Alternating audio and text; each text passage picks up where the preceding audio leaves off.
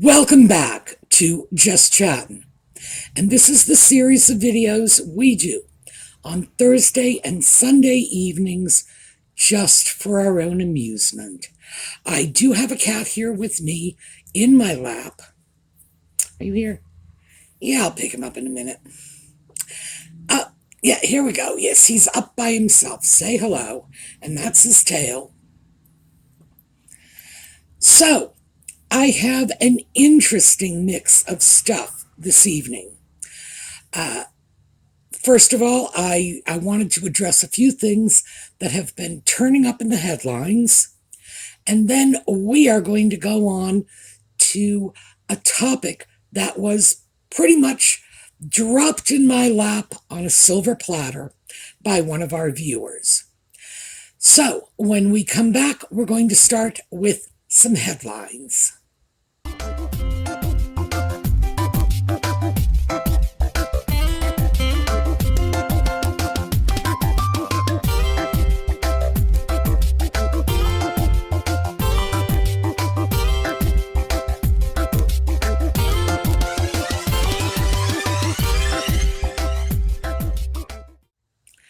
Okay, headlines. Let's begin.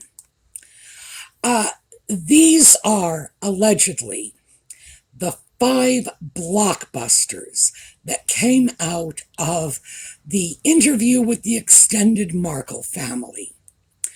No, there's no news here. So let's start with number 1. Meghan Markle and her dad haven't spoken in 4 years. Is anyone on the planet unaware of this? Does this come as news to anyone? No, I don't think so. No. Like the crowd is screaming, no. Number 2, Meghan Markle and Prince Harry's relationship is, quote, toxic. Again, anybody have any trouble figuring that one out? No, I think we all know that. There are small children on deserted islands somewhere who are clear about this. This is not news, not newsworthy, and certainly not a bombshell. Number 3, Meghan's half-sister and half-brother say they grew up with her. Again, we know this.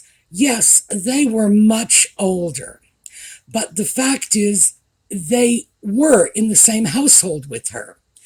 Now, would they have grown up with her? Well, you can't exactly say that because, again, there was such a huge age gap. The age difference between Samantha and Nutmeg is 17 years, and between Tom Jr. and Nutmeg, it's 15 years.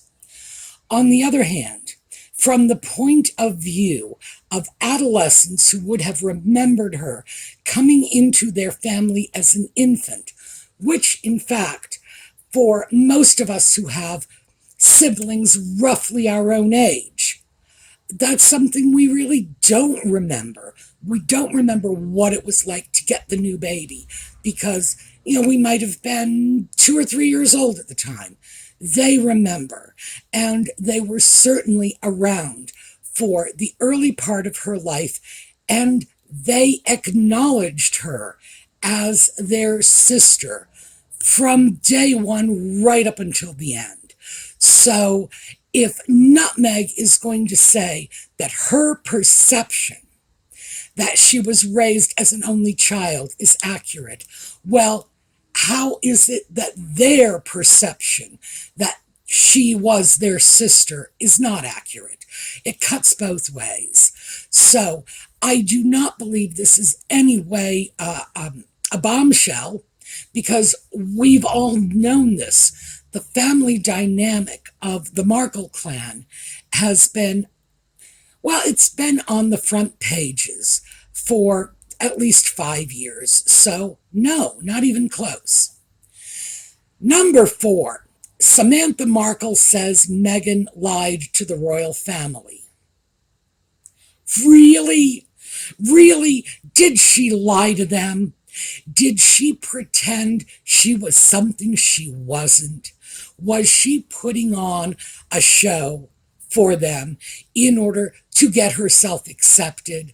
Has she continued to lie to the world, to the British people, to the American people, to the Commonwealth nations, again, to small children on deserted islands? Is it any surprise that she's lied to anyone, never mind the royal family? No, hardly a bombshell. And the final supposed bombshell was that Thomas Markle leaked part of the infamous letter sent to him by Meghan because he wanted to tell his side.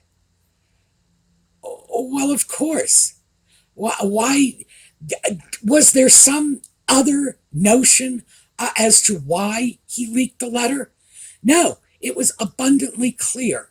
Nutmeg was the one who began leaking the letter when the quote 5 friends, whoever they may be, allegedly leaked it, certainly with her permission, to People magazine, and in fact leaked selective portions of the letter that made Thomas look bad and concealed much of the real vicious and cruel context of that letter. Tom Markle eventually produced the entire letter in order to set the record straight. That's always been out there. No dispute about this. So I have no idea how this could possibly be construed as a bombshell. What I will say, however, is there was a bombshell that came out of that interview, and it was an old and very damaged photograph. So let's just take a quick look at this. Here we have a picture of Nutmeg. This is probably late teens, early 20s. And what we have here is something very, very valuable, because this photograph shows Nutmeg sort of midway through her metamorphosis. What we see here is Nutmeg with a portion of her cosmetic dentistry in place. If you will notice, the front teeth, going back, I think it's like the front 8 teeth, have been redone. Crowns, veneers, overlays, whatever it was. But if you look closely at the very edge of her smile, the last 2 teeth, and this is like, I believe it is a premolar and a molar. Notice the very obvious color difference. What that shows you is the extent of the color change in the cosmetic dentistry. This wasn't somebody who simply chose to have some cosmetic dentistry to close up a gap in the front of their teeth. Oh no. Oh no.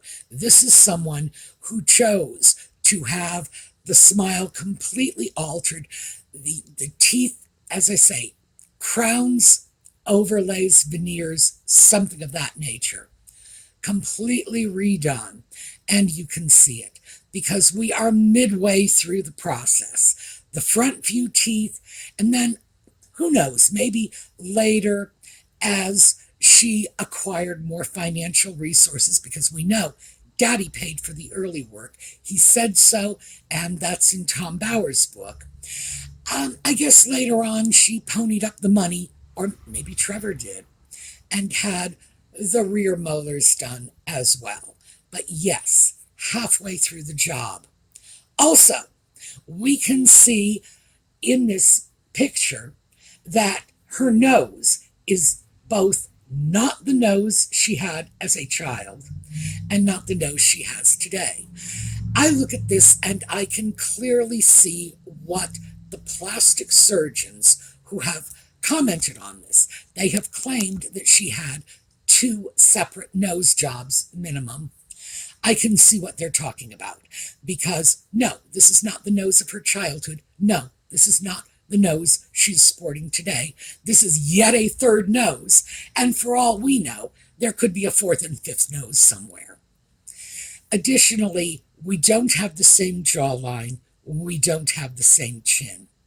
So this is a photograph, and the reason I say this one is a bombshell is because this is a photograph that is going to end up in the hands of these plastic surgeons who do deconstructions of celebrity faces and speak about how much work they've had done. It's going to end up in their hands, and they are going to be able to isolate the work she had done in her late teens as opposed to the work she had done subsequently. And this is just going to be a milestone for them, because it's like it's a snapshot of a piece of time midway through the process. That, to me, is the bombshell. This is the photograph that proves that when the sock puppet talks about how when he saw her, she was, what did he say, heart attack, gorgeous? That really what he's talking about is the craft and skill of some good plastic surgeons and some good dentists. That simple. This is the photo that shows the extent to which it is all artifice. So, yeah, for me, that's the bombshell. So let's take a quick look at the one other little bit from a headline that I did want to mention. And that is this particular headline. And it reads, Missed Prince Harry, Meghan Markle at Met Gala 2023. Check why they skipped the event. This is a no-brainer. The reason they skipped the Met Gala 2023 is the same reason they skipped the Oscars in 2021, the Beckham wedding, Barack Obama's 60th birthday, etc., etc. You know why. Because they weren't freaking invited. This is the stuff that their publicity machine throws out. Oh, and now when I say publicity machine, it's probably Nutmeg herself or, Omid Scobie or one of her other, favorite little outlets. It's like, well, how do you explain not showing up to an event you weren't invited for? The headline should probably really read, This is why Nutmeg did not gate crash the Met Gala with her sock puppet in tow. They're not invited. They're not getting invited anywhere.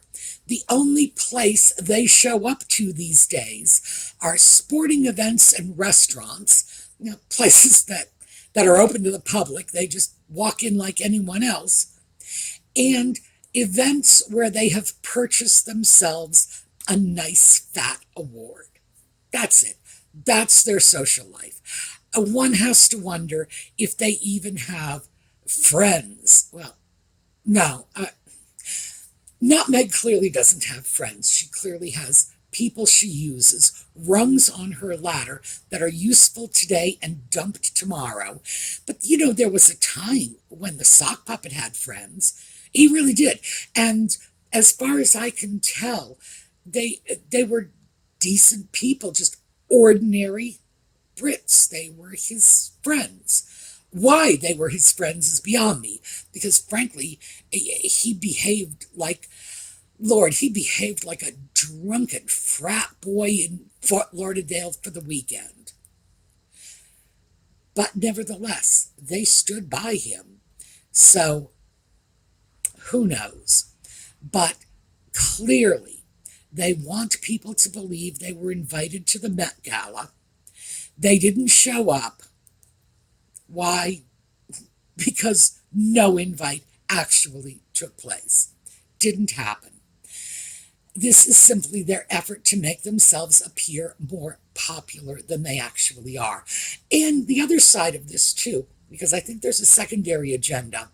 I think they believe when they throw this out to the media, will they or won't they believe it is going to pressure people into inviting them. You know, are they going to the Beckham wedding? Well, gee, I guess the Beckhams had better invite them now that there's all this talk out there, right? But the Beckhams don't need them. So why are they going to do that? You know, Barack Obama's 60th birthday party. Well, no, no. These people are tawdry little pseudo celebrities, and he is a former president of the United States. Hello. It's like the difference between the glitterati and the literati. You know, they are sparkly little baubles off in Hollywood somewhere. And Barack Obama is real significance, real prestige, real power. Kind of makes you wonder why they left the royal family if, in fact, this is what they wanted, because they had all that status and didn't even need to lift a finger to gain it or keep it. Gosh, what? I know I've said this before. These two are idiots. They are just frighteningly stupid, the both of them. Separately, they are morons, but together, they are like morons to the 10th power. All right, that's what comes from the headlines about Nutmeg and the sock puppet. So now let's move over to the next part of this video, and that is this is the story that, as I say, a viewer sent to me and said, here, take a look at this. Now, first thing I'm going to tell you is because even though we are looking at something that is telling all of us we should have paid a boatload more attention to these things when they were taking place. You know, hey, hindsight is 2020. No one knew, no smoking gun, so do keep that in mind. Here's the title of the article: How a Royal Gift Exposed Sexual Abuse at an Elite Canadian School. Now, the article was written by Michael Friscalante. It was originally published on October 12th, 2017 in Maclean's Magazine. That's a Canadian publication. And I'm giving you a quick synopsis of the article. It's a rather long article. And by the way, everything I'm giving you is a quote, although they are not sequential quotes. All right. In May 2008, Prince Andrew paid a visit to his Canadian alma mater, the prestigious Lakefield College School just north of Peterborough, Ontario. Among other things, he spoke about how deeply he treasures those life-changing 6 months. This is the period he spent at the school. And he brought over a baptismal font. And this font was, quote, crafted in part from a large rock that Andrew had delivered from Scotland's Balmoral Castle. The font was created to honor a dear friend, the late Keith Gleed, an Anglican priest who served as chaplain at the elite private school between 1974 and 1980. Andrew and Gleed remained such good friends that the prince invited the Reverend both to his 21st birthday party and to his wedding to Sarah Ferguson. Shortly before Gleed died of cancer in 2001, Andrew even traveled to his hospital bedside to say goodbye. Surely a testament of true friendship, according to Gleed's obituary in the school newsletter. Well, no sooner does this story come out when immediately one student came forward and said, "Oh, this is not okay."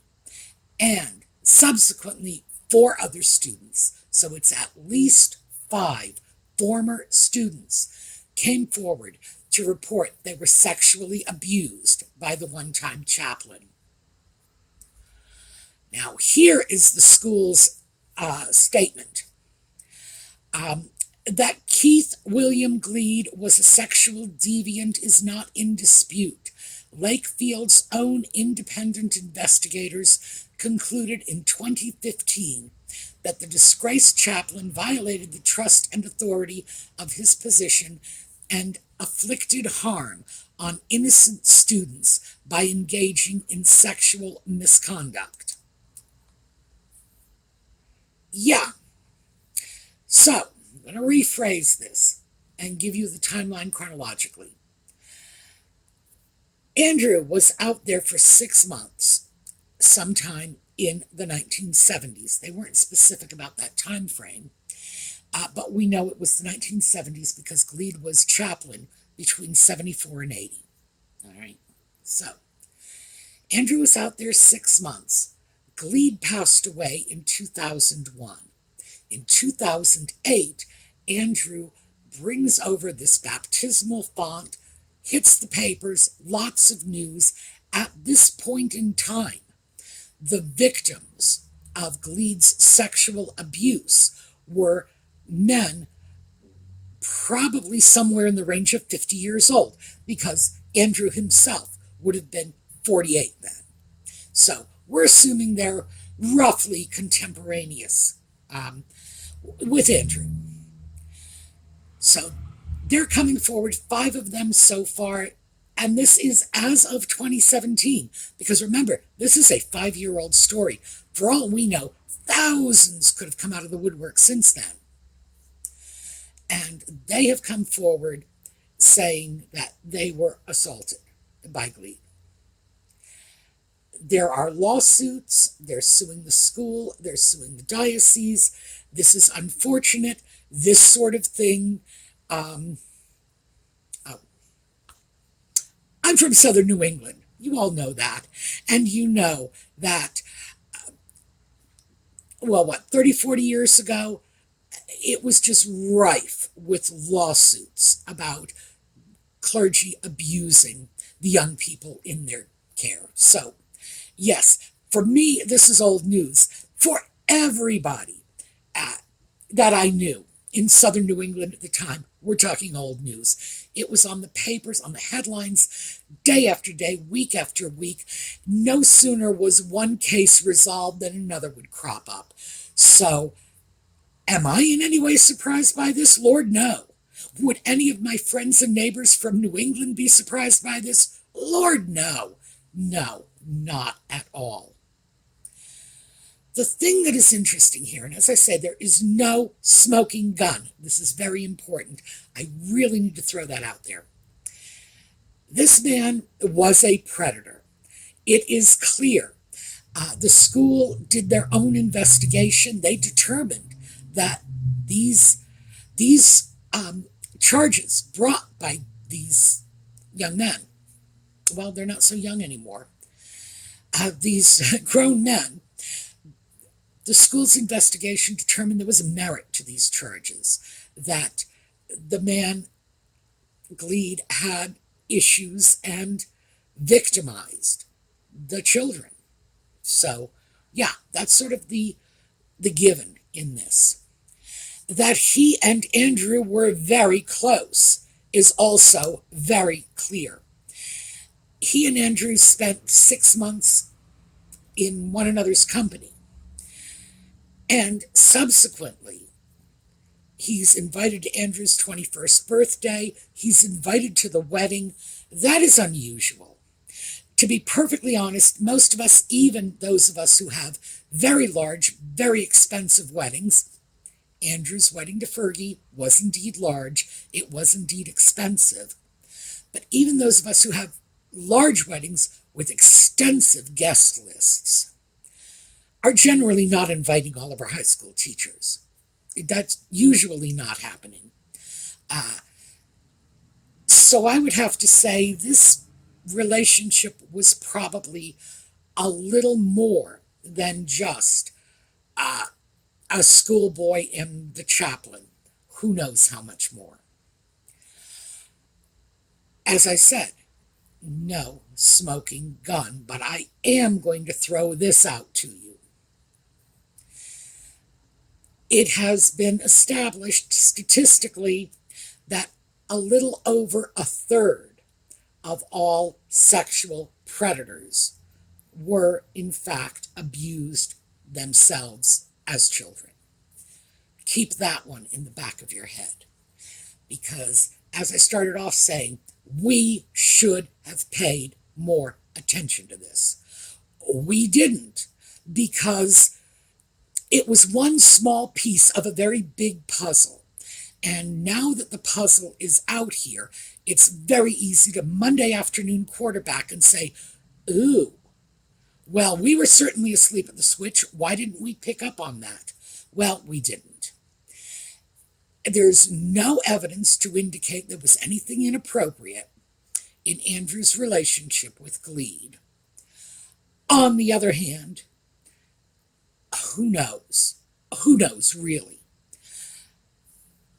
I think what this is telling us is that it is possible that whatever's going on for Andrew now, whatever has gone on subsequently, there may be more than any of us have worked out.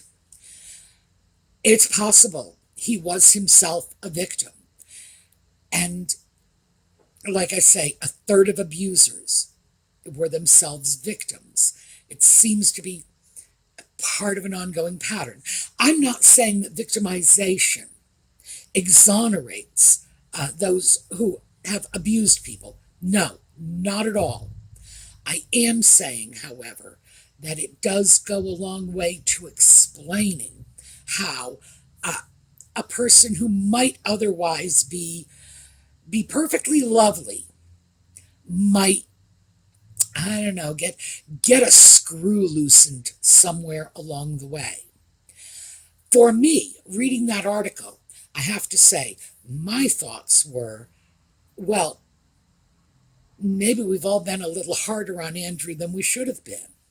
Maybe what really needed to happen was somebody really, really needed to monitor this young man more closely when he was young and vulnerable, because it is quite possible that he fell into the wrong hands early in life. Lord knows at least 5 of his peers, of his classmates, did indeed fall into the wrong hands.